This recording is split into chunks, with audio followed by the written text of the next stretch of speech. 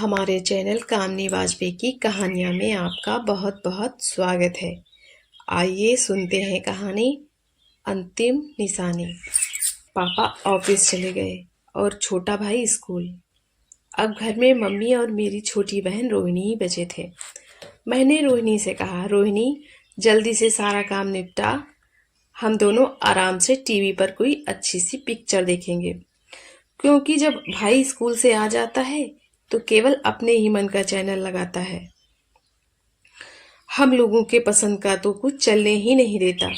रोहिणी ने 3 थालियों में खाना निकाला और तीनों थालियां लेकर टीवी वाले कमरे में जाकर रख दी और मुझसे कहा, दीदी मैं सबके लिए यही खाना ले आई, यही खा लो। दिया और बाती सीरियल शुरू होने वाला है। हम लोग वहां बैठकर सीरियल देखते हुए खाना खाने लगे। अचानक मेरी नज़र मम्मी के कान पर पड़ी। उनके सोने के बाले का रंग मुझे चांदी सा लगा, पर मैंने सोचा कि शायद ये मेरा वहम है और मैं अपना ध्यान वहां से हटाकर सीरियल देखने लगी।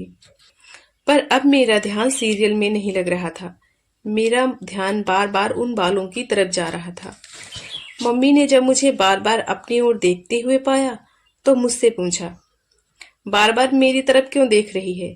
मेरे मुंह में कुछ लगा है क्या? मैंने उनसे कहा, मम्मी शायद ये मेरा वहम ही हो, पर मुझे आपके बाले ऐसे लग रहे हैं जैसे ये सोने के नहीं बल्कि चांदी के हैं। मम्मी ने एकदम चौंक कर कहा, ये क्या कह रही है तू? मेरे सोने के बालों को तू चांदी का बता रही है? उन्होंने मुझे करीब करीब डांटते हुए कहा। इससे पहले कि वो मुझे कुछ और सुनाए, मैंने अपनी थाली छोड़ हाथ धोए और उनके कान के बाले निकालकर उनके हाथ में रख दिए। बालों का रंग देख उनके होश उड़ गए। वह कुछ देर बालों को ध्यान से देखती रहीं, फिर उनकी आंखों से झरझर आंसू बहने लगे। वह रोती हुई आश्चर्य से बोली, बाले तो सोने के ही थे, स्टील में कैसे बदल गए? उन्होंने 2 साल पहले ये बाले सुनार के सामने बैठकर बनवाए थे। ये बाले उनको बहुत प्रिय थे। वैसे तो सोने और चांदी की चीजें सबको बहुत प्रिय होती हैं। सभी लोग इन्हें बहुत संभाल कर रखते हैं। अगर ये कहीं एक बार गुम हो जाएं, तो इन्हें दोबारा से बनवाना मुश्किल हो जाता है। घर के 1000 खर्चों के आगे इन चीजों के दोबारा बनने की नौबत ही नहीं आती। कम से कम 30,000 के तो रहे ही होंगे। और इन सब से भी बड़ी बात यह थी कि ये उनकी स्वर्गीय बड़ी बहन की इकलौती और अंतिम निशानी थे। ये करीब 22 साल पहले की बात है। उनकी शादी के बाद मौसी जी से वो उनकी पहली या कहूँ कि अंतिम मुलाकात थी। मम्मी मौसी के घर उनसे मिलने गई थी तो उन्होंने एक सोने का टुकड़ा देते हुए कहा था, तू इसे गलवाकर अपने लिए सोने के बाले बनवा लेना। माँ ने उसे लेने से मना कर दिया और कहा, दीदी ये तो आपके हार का टूटा हुआ टुकड़ा है, उसी में जुड़वा दो। तो उन्होंने अपनी कसम देते हुए कहा, मेरी बात मान ले, इसे ले ले। मैं तेरी शादी में भी तुझे कुछ नहीं दे पाई, इसे मेरी निशानी समझ कर रख ले। इसके 2 महीने बाद ही उनकी मौत हो गई और वो उनकी मुलाकात आखिरी मुलाकात बन गई। उसके बाद से माँ ने वो सोने का टुकड़ा बहुत जतन से संभाल कर रख दिया था। हम सबके बहुत कहने पर मम्मी ने 2 साल पहले ही उस सोने के टुकड़े को गलवाकर अपने सामने बैठकर बाले बनवाए थे। वह बहुत परेशान थी उन बालों की वजह से। उनको मौसी जी की सब बातें बहुत याद आ रही थी। उनकी आंखें रोते रोते लाल हो गई थी। अगर ये उनके खरीदे हुए बाले होते तो शायद वो इतनी दुखी ना होती। मन में एक संतोष होता कि कैसे भी करके वो दोबारा खरीद लेगी या फिर ना पहनेगी, पर ये तो किसी की अंतिम निशानी थी। हम सब यह सोच सोच कर परेशान थे कि आखिर ये हुआ कैसे। फिर मन में विचार आया कि कहीं सुनार ने तो कोई हेरा फेरी नहीं की, पर यह भी संभव नहीं था। क्योंकि वह सुनार हमारे पास के गांव का ही था और उससे ही हमारे मोहल्ले के लोग ज्यादातर जेवर खरीदते या फिर बनवाते थे और कभी किसी ने कोई शिकायत नहीं की। उसका रिकॉर्ड बिल्कुल साफ था। पर फिर भी मम्मी का मन नहीं माना। वह मोहल्ले भर में जाकर यह पूछ आई कि जैसी घटना उनके साथ घटी है क्या किसी और के साथ भी घटी है। पर उन्हें हर किसी का जवाब नामे ही मिला। वह लौटकर आई तो सीधे बिस्तर पर जाकर लेट गई। मेरा पिक्चर देखने का सारा मूड हवा हो चुका था। सबके दिमाग में अब केवल यही बात चल रही थी कि आखिर ये हुआ कैसे। अचानक से मुझे कुछ याद आया। मम्मी, कहीं उसी औरत ने तो नहीं बदल लिए आपके वाले? माँ ने एक प्रश्नात्मक दृष्टि मेरी ओर डाली और पूछा, तू किसकी बात कर रही है? मम्मी, मैं उसी औरत की बात कर रही हूँ जिसने हॉस्पिटल में रोहिणी की पायल निकाल लिए थे। मम्मी अपने दिमाग पर जोर डालते हुए सारी घटनाएं याद करने की कोशिश करने लगी। फिर बोली, हाँ शायद। जब रोहिणी एडमिट हो गई थी, करीब 1 घंटे के बाद वह औरत रिक्शे में बैठकर बाहर चली गई थी और वह आधे घंटे में वापस आई थी। वह रुआंसी होकर बोली, शायद वह मेरे बालों से मिलते जुलते बालें खरीदने चली गई थी। मिलते जुलते क्या खरीदना मम्मी, बालें तो आपके पूरे सादे ही थे। आपके बालों से मिलते जुलते बालें खरीदना तो बहुत आसान था। आपने उसमें कोई डिजाइन कहाँ बनवा रखी थी? वह प्लेन ही तो थे। हॉस्पिटल में वह मुझे बड़े ध्यान से देख रही थी।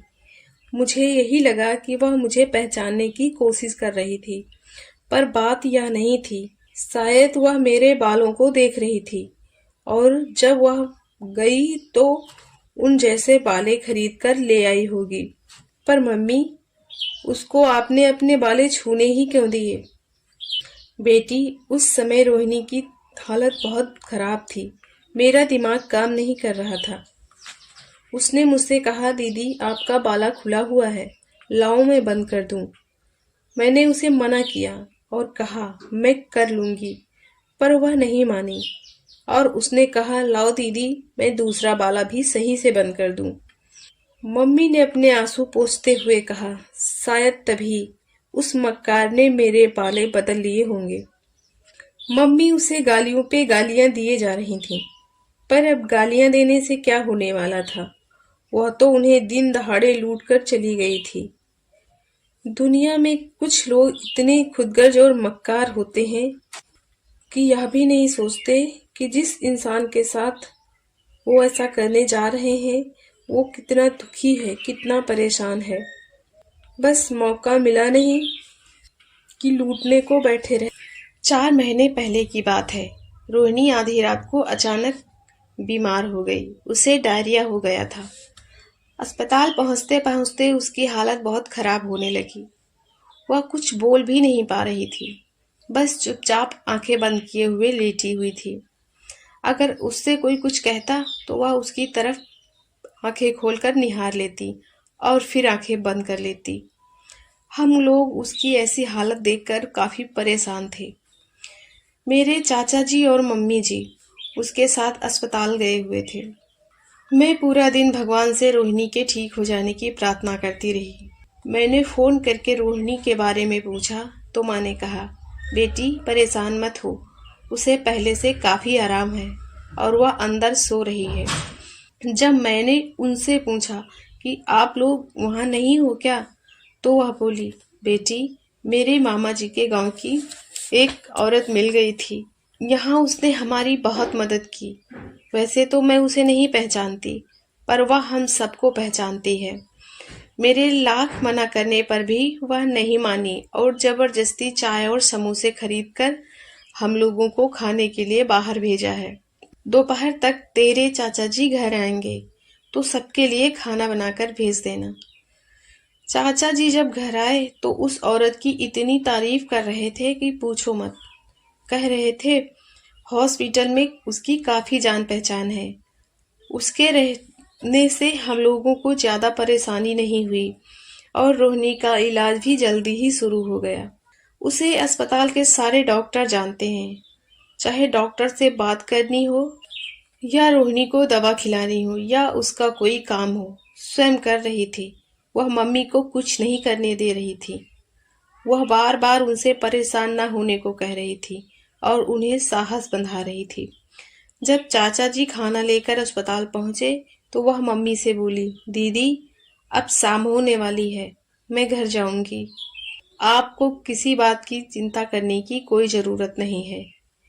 अगर किसी चीज़ की ज़रूरत हो तो मुझे निसंकोच फ़ोन करना। मैं कल सुबह सबके लिए खाना बनाकर ले आऊंगी। घर से खाना मत मंगवाना। इसके बाद वह चली गई। रात को रोहिणी ने मम्मी से पूछा, मम्मी क्या मौसी ने मेरी पायल आपको दी थी? नहीं बेटा, पायल तो मुझे नहीं दी। पर पायल उनके पास कैसे? मम्मी जब आप सब बाहर थे तो नर्स ने उनसे पायल उतारने को कहा था। कोई बात नहीं, वो हमें देना भूल गई होंगी। कल सुबह जब वह आएंगी तब ले आएंगी। मगर उसके बाद उनकी सुबह नहीं आई और ना ही रोहिणी के पायल। जब मम्मी ने उनके दिए नंबर पर फोन लगाया तो वह स्विच ऑफ आ रहा था। रोहिणी के पायल उसे तब तक याद आते रहे जब तक कि मम्मी ने उसे नई पायल नहीं दिला दी। पायल तो फिर भी 3,000 की रही होंगी, मगर वो बाले तो कम से कम 30-35 हजार के तो रहे ही होंगे। और इससे भी बड़ी बात कि उन बालों से मम्मी की भावनाएं जुड़ी थीं। वो उनकी स्वर्गवासी बहन की अंतिम निशानी थी। हमारी कहानी सुनने के लिए आपका बहुत बहुत धन्यवाद। हमारी कहानी आपको कैसी लगती है कमेंट करके ज़रूर बताएं। अगर आप हमारे चैनल पर नए हैं तो प्लीज़ लाइक करें, सब्सक्राइब करें और शेयर करें।